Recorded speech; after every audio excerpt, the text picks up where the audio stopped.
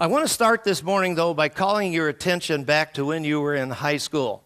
And when you were in high school, you probably were in science class, and you were introduced to the 3 laws of motion by Sir Isaac Newton. And I'm sure that you probably haven't even thought about those laws again through all of these years. If you saw the movie we had last night, Father Sadducee, you'll understand that. We tend to lose a lot of what we learned in high school and college over the years. But one of the major laws that Sir Isaac Newton came up with can be stated like this.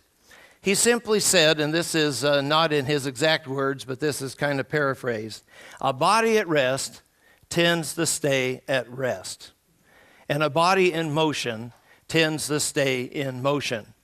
And we know that. I mean, we practice this all the time. You can look on your tables, and right there on your tables, there's bottles of water, there's bottles of juice, there's cups of coffee.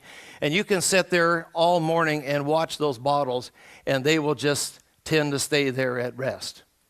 And, you know, a body in motion stays in motion and tends to go in the same direction. We see that also when we watch the space ships that go up in the air here from the United States and other countries.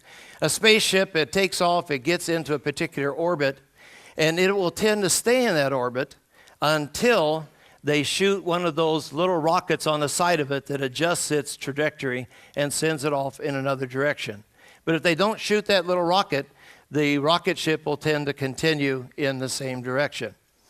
Now, we apply this to churches, of course, and I think the application is quite obvious. A church at rest tends to stay at rest. And a church in motion, even if it's going in the wrong direction, will tend to keep going in the wrong direction. Until, of course, until some outside force acts upon it.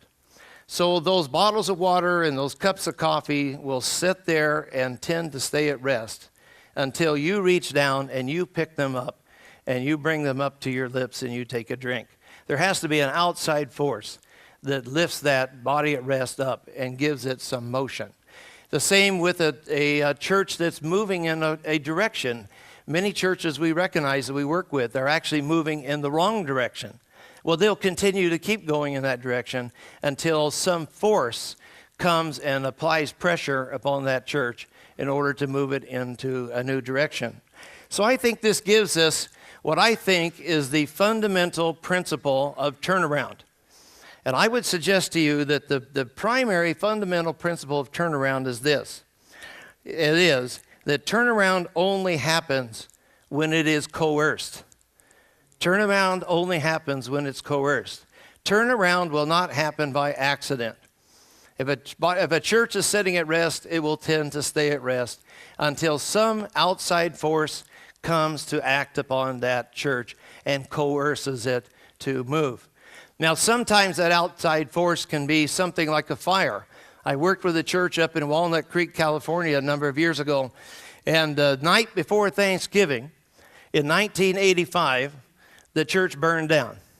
Well, I want you to know that coerced that church to make some changes, because now they no longer had a sanctuary to meet in. They no longer had a pipe organ to use.